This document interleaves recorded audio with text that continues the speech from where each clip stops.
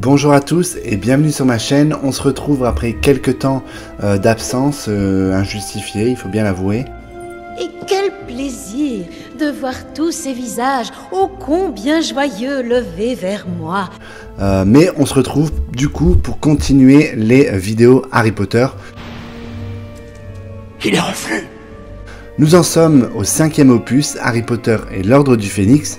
Et je vous invite, si vous n'avez pas vu les premières vidéos, à vous rendre sur ma chaîne pour regarder du coup les vidéos précédentes qui vous révèlent les secrets, les anecdotes du coup des premiers films de la saga Harry Potter. N'hésite pas à t'abonner si tu aimes Harry Potter, si tu aimes cet univers, et surtout n'hésite pas à t'abonner si tu aimes le cinéma et les séries. Et vous pouvez toujours me dire en commentaire des films, des séries que vous souhaitez que je décrypte. Pauvre innocent, on m'avait dit que tu étais intelligent. Lorsque Harry Potter et l'Ordre du Phénix, donc le 5e film de la saga, va sortir, on sera déjà sur un succès international, j'ai même envie de dire un phénomène de la pop culture. Harry Potter n'a plus à faire ses preuves et on a des Potterheads dans le monde entier. Donc je vais vous épargner tout ce qui est remise dans le contexte, parce que je pense que vous connaissez déjà tous un peu Harry Potter et l'impact que ça a eu sur la pop culture. Même aujourd'hui, plus de 20 ans après, on est toujours fan de Harry Potter. Et Harry Potter et l'Ordre du Phénix, du coup c'est le 5e tome, le 5e roman de cette série, de cette saga qui a été écrite par J.K. Rowling et qui va être publié pour la première fois le 21 juin 2003. Et ce roman va présenter un tournant majeur dans la saga, puisqu'il va montrer vraiment une évolution assez significative dans la complexité de l'intrigue et surtout la complexité des thèmes abordés et l'évolution des personnages. J.K. Rowling, elle va encore une fois dire que ce livre a été un des livres les plus compliqués à écrire, mais bon, je pense qu'elle a dit ça de tous les romans depuis le tome numéro 2, donc on va plus trop la croire. Mais voilà, elle revient sur le fait que après le succès mondial des premiers romans, c'est assez compliqué pour elle d'écrire parce qu'il y a la pression des éditeurs et surtout la pression des fans. Mais voilà, je vous dis, elle dit ça tout le temps, donc... Mais elle va quand même aborder des thèmes beaucoup plus sombres comme la perte d'un être cher, la tyrannie, la rébellion. Et on va avoir une approche narrative qui sera beaucoup plus nuancée et sophistiquée. Dans Harry Potter et l'Ordre du Phénix, Harry, Ron et Hermione reviennent à Poudlard pour une 5e année. Et comme tous les ans, ça va partir complètement en live, puisque le ministère de la Magie refuse d'accepter le retour de Lord Voldemort, qui est revenu, vous le savez, dans le tome 4.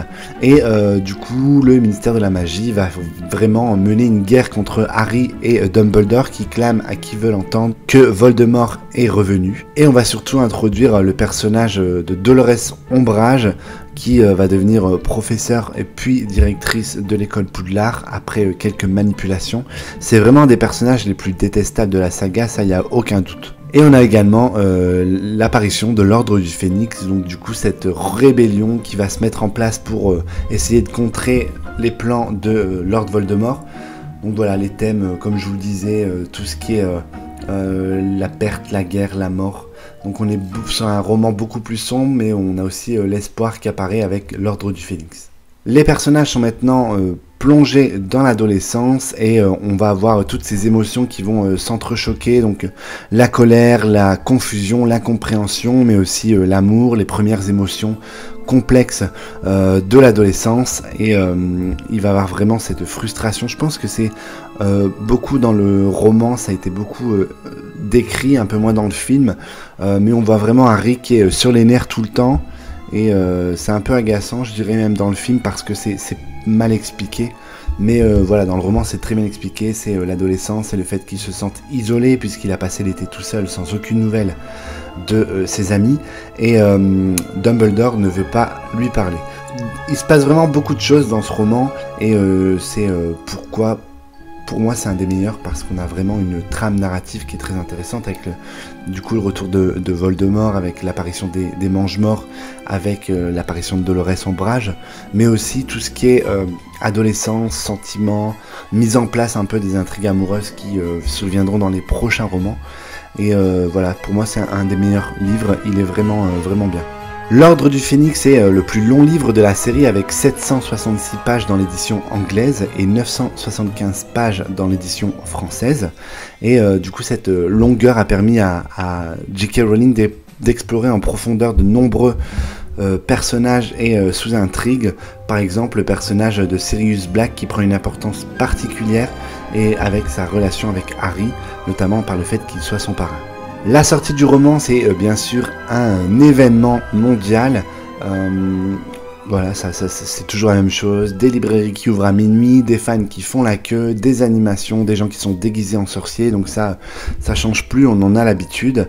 Et à la sortie, le roman Harry Potter et l'Ordre du Phénix aura été accueilli avec enthousiasme par les fans et les critiques. Et le livre a battu des records de vente avec plus de 5 millions d'exemplaires vendus dans les premières 24 heures aux États-Unis. Donc c'est énorme et les critiques sont assez positives sur la maturité de l'écriture de Rowling et la profondeur émotionnelle du récit. Warner Bros bien sûr a racheté les droits, vous savez qu'ils avaient un contrat pour les 4 premiers tomes, là on est au 5e, donc nouveau contrat, nouvelles négociations et des montants qui sont qui se jouent en millions. J.K. Rowling maintenant elle est en position de force, elle peut imposer ses règles, du coup elle prend un très beau chèque au passage pour l'adaptation de la suite des romans et surtout elle va pouvoir aussi avoir ce côté intervenant artistique, elle va pouvoir donner son avis, sur notamment les costumes, les décors pour que les films qui soient réalisés soient le plus fidèles possible au roman. Harry Potter et l'Ordre du Phénix, c'est aussi l'arrivée d'un nouveau réalisateur, il s'agit de David Yates, et avant de rejoindre la saga Harry Potter, Yates était surtout connu pour son travail à la télévision britannique, notamment pour ses réalisations sur des séries telles que State of Play, The Girl in a Coffee. Ça, c'est pas des séries qu'on connaît en France, j'ai l'impression, en tout cas moi je les connaissais pas. Voilà, c'est vraiment son expérience en tant que réalisateur de drames complexes qui va lui donner qui va lui ouvrir les portes pour la réalisation d'Harry Potter et l'Ordre du Phénix. Et il a vraiment apporté une nouvelle vision à la série. Il va mettre vraiment l'accent sur la psychologie des personnages et sur les thèmes plus sombres de l'histoire. Et sa direction du coup artistique, elle a vraiment été saluée par la critique, ce qui va réussir vraiment à capturer les tensions et l'émotion de la série. Je suis assez d'accord parce que je trouve que ce film est très bien réalisé. Graphiquement, visuellement, il est très beau et le rythme est très sympa. Le scénario d'Harry Potter et l'Ordre du Phénix aura été confié à Michael Goldenberg qui aura remplacé Steve Kloves qui était le scénariste des précédents films.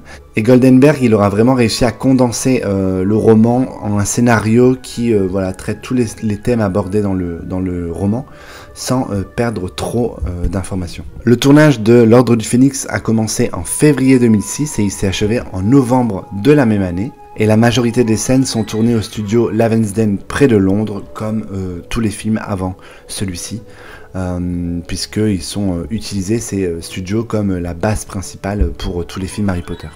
Donc le chef décorateur Stuart Craig et son équipe ont continué à développer l'univers visuel d'Harry Potter avec la création du bureau d'ombrage, notamment de la salle sur demande, donc tous ces nouveaux décors qui sont devenus mythiques, qui sont toujours présents sur les studios. Quand vous faites le Harry Potter Studio Tour, vous pouvez notamment visiter le bureau d'ombrage, c'est ce que j'avais fait, et ça reste mythique, donc je trouve que le travail qui a été fait sur les décors, c'était vraiment top.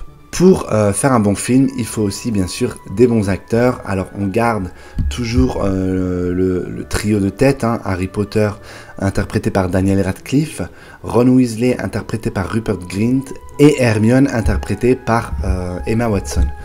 On aura bien sûr tous les professeurs qui vont rester et il y aura également des nouveaux arrivants, je vous le disais, notamment Dolores Umbridge qui est incarnée par la très talentueuse Imelda Staunton. Exactement. Qui va vraiment apporter un côté à la fois effrayant et un peu kitsch et mignon. Il y a aussi l'arrivée d'Helena Bonham Carter qui fait ses débuts dans la saga en tant que Bellatrix Lestrange et également Evanna Lynch qui a été choisie pour jouer le rôle de Luna Lovegood après un casting assez fou parce qu'il a été ouvert à des milliers de jeunes actrices. En parlant d'Imelda Staunton, je vais pas lui faire toute sa carrière, je vais vraiment raccourcir ce côté CV des acteurs, parce qu'en fait c'est ça qui prend énormément de temps et les vidéos sont trop longues. Donc très brièvement, Imelda Staunton, c'est une actrice qui est très connue en Angleterre. Elle a joué dans énormément de pièces de théâtre, de séries et de cinéma. Charmant. Et elle est née en 1956 à Londres et elle a ensuite étudié à la Royal Academy of Dramatic Art avant de commencer sa carrière.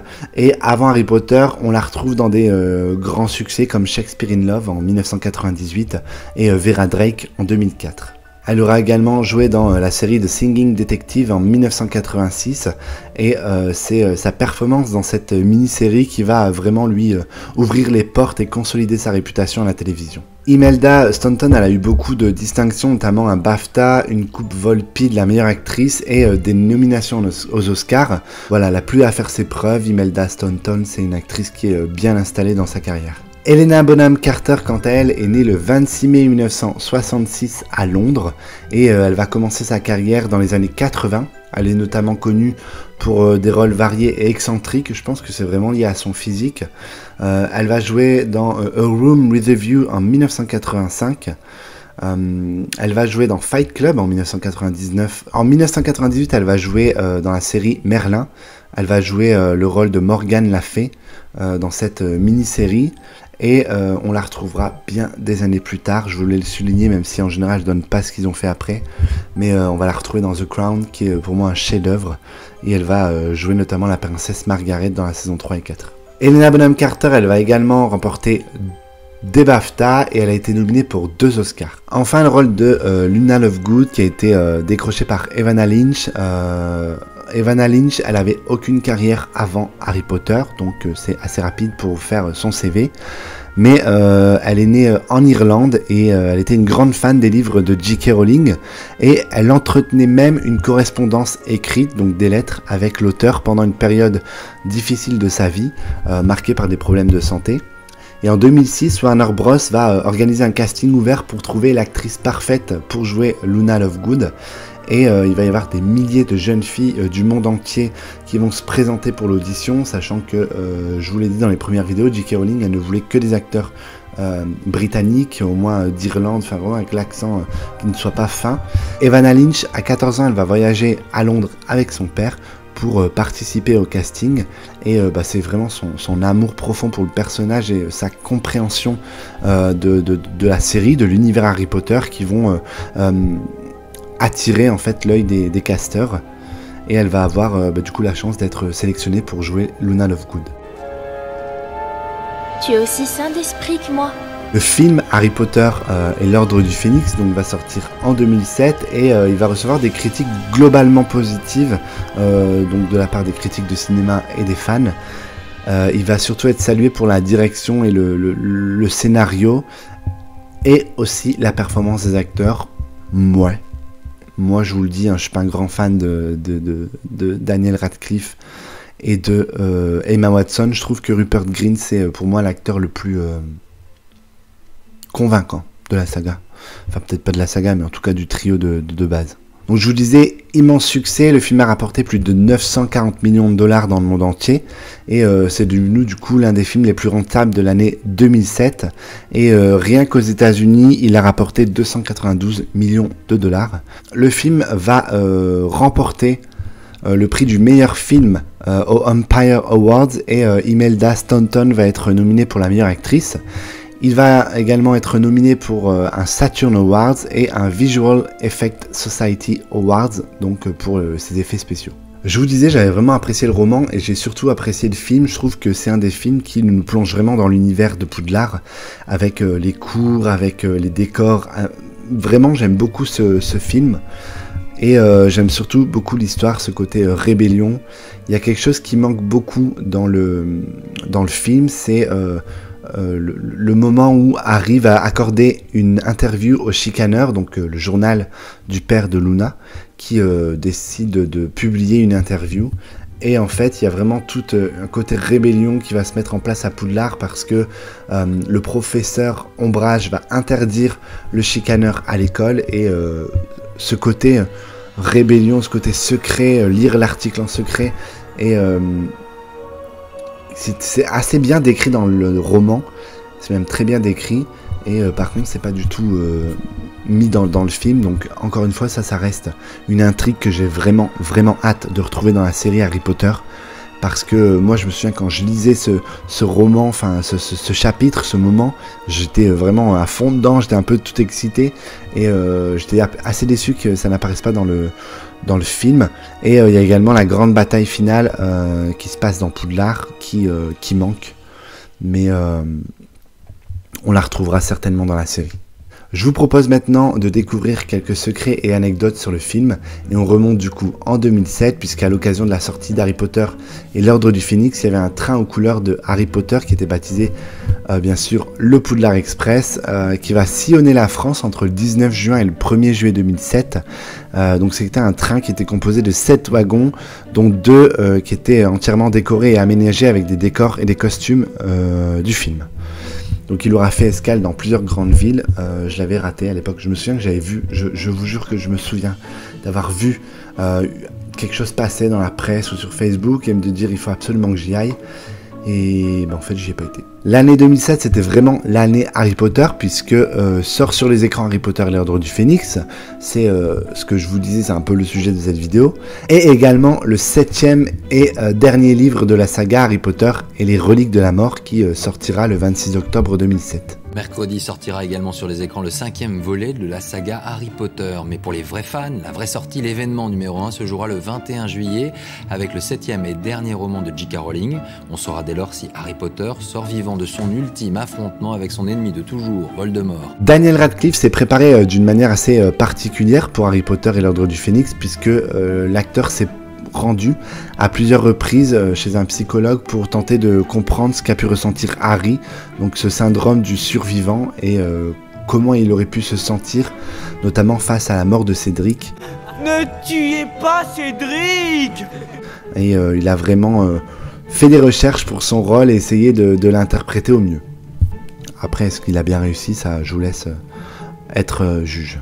Avant de confier la réalisation de Harry Potter et l'Ordre du Phénix à David Yates, Warner avait déjà des noms en tête, puisqu'il avait proposé le projet à Mira Nair. C'est une réalisatrice indienne qui avait décliné l'offre, et ensuite ils se sont tournés vers un Français, donc qui était nul autre que Jean-Pierre Jeunet, et qui a également refusé la proposition. Il y a beaucoup de choses injustes en ce moment. C'est le compositeur Nicolas Hooper qui a composé la musique d'Harry Potter et l'Ordre du Phénix. Il aura succédé du coup à John Williams, le compositeur des musiques du film des 3 premiers opus, à Patrick Doyle qui était compositeur sur Harry Potter et La Coupe de Feu. Donc Nicolas Hooper qui a été pour moi vraiment au rendez-vous. Je trouve que les musiques du 5e opus sont beaucoup plus mélodieuses, aussi beaucoup plus mélancoliques. Et elles font carrément le taf. Il y a aussi toutes ces musiques un peu, vous savez, avec quand ils sont dans la salle sur demande, des musiques un petit peu plus rythmées, un petit peu plus légères. Et ouais, taf au top. Le rôle de Bellatrix Lestrange devait être à la base attribué à Helen McCrory, qui est une actrice anglaise également.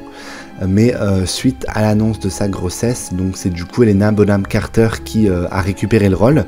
Mais on a pu retrouver Helen McCrory dans le rôle de la sœur de Bellatrix, du coup la mère de Drago Malfoy. En 2007, une bande de jeunes s'est introduite dans le hangar où était entreposé le Poudlard Express, donc cette fois-ci le vrai Poudlard Express, qui est un train qui fonctionne vraiment, qui servait du coup au tournage des films, et ils ont brisé les 100 vitres du wagon à coups de marteau. Donc on ne sait pas pourquoi, c'est des jeunes, parfois on peut pas mettre de l'intelligence où il n'y en a pas, mais en tout cas les dégâts ont été estimés à 50 000 livres, donc soit près de 74 000 € à l'époque, et à savoir que je vous l'avais déjà dit dans les vidéos précédentes, le train avait déjà été vandalisé en 2003, puisqu'un wagon avait été à l'époque couvert de graffitis. Si vous regardez bien dans la scène où Sirius Black présente son arbre généalogique à Harry, vous pouvez voir du coup l'emblème, en tout cas un dessin qui ressemble très fortement à l'emblème et du coup au logo de la célèbre chaîne de café américaine Starbucks. Même si dans le film, on n'aperçoit pas vraiment le code que compose Arthur Weasley dans la cabine téléphonique pour entrer au ministère de la magie, sachez que ce code est 62442, des chiffres qui, si vous le tapez sur le cadran d'un téléphone, alors je parle des anciens cadrans, vous savez, vous aviez les lettres ABC, sur chaque touche correspondait à 3 lettres en général. Si vous composez ce numéro, ça correspond à Magic. Je pense ne pas vous avoir bien compris. Et pour ceux qui n'ont pas connu ce système, sachez que les premiers SMS qu'on a envoyés à l'époque, il fallait du coup taper sur les touches. On avait un clavier numérique et on écrivait les mots avec les chiffres. C'était super long. Et mais bon, voilà, prenez le coup de main. Hein. C'est pour ça qu'aujourd'hui, on a une dextérité sans limite pour écrire des SMS. James et Oliver Phelps, interprètes de Fred et George Weasley, incarnent aussi les 2 oncles Weasley sur la photo de l'Ordre du Phénix, donc à la base, avant la mort des parents de Harry. Lorsque Sirius Black montre la photo à Harry, si vous regardez bien, vous pouvez voir du coup les jumeaux Weasley qui interprètent du coup les oncles Weasley. Quant à David Yates, le réalisateur, il fait un mini caméo dans Harry Potter et l'Ordre du Phénix, puisqu'on peut le voir représenté sur l'un des tableaux de Poudlard. Petit jeu de mots, si vous regardez bien la scène du petit déjeuner de la grande salle, vous allez pouvoir remarquer une boîte de céréales qui s'appelle du coup les Cherry Halls. Et des Pixie Puffs. Et en fait, Cherry Halls, c'est vraiment un jeu de mots avec les Cheerios. Donc cette marque de céréales, si vous le dites plus vite, Cheerios, ça ressemble plutôt pas mal à Cheerios. On avait déjà remarqué que les équipes du film aimaient bien cacher des petits détails un peu scabreux et scandaleux dans le film. On se rappelle notamment de la carte du maraudeur dans l'épisode 3, où on voyait 2 élèves qui étaient dans un coin de Poudlard en train certainement pas de réviser. Et là, vous avez un peu même petit détail croustillant, puisque lorsque Harry est en train de lire le journal, vous avez un article qui est titré comme « Balls judged too big », donc des balles jugées trop grosses. Donc voilà, ça fait un petit peu référence certainement aux balles de Quidditch, mais on peut le comprendre bien sûr autrement. Voilà ce que je pouvais vous dire sur Harry Potter et l'Ordre du Phénix. Ça m'a fait plaisir de replonger dans ce film et dans ce roman. Ça m'a fait plaisir aussi de refaire une nouvelle vidéo. J'espère que vous l'apprécierez. N'hésitez pas bien sûr à me le dire en commentaire si Harry Potter et l'Ordre du Phénix est votre préféré ou si c'est celui que vous aimez le moins, quel est votre personnage préféré, quelle est votre scène préférée. N'hésitez pas, on est vraiment là pour en discuter. Moi je réponds à tous les commentaires, sauf les commentaires débiles, parce que j'en ai eu. Mais si votre commentaire est bienveillant et intéressant, il trouvera bien sûr une réponse de ma part. Et on se dit à bientôt, il nous reste 2 films à faire. Donc ça devrait bientôt être terminé. Et ensuite on repartira sur d'autres films cultes. Et ça aussi, n'hésitez pas à me dire en commentaire quel film ou quelle série vous souhaitez que je décrypte sur cette chaîne. En tout cas, je vous remercie et je vous dis à bientôt.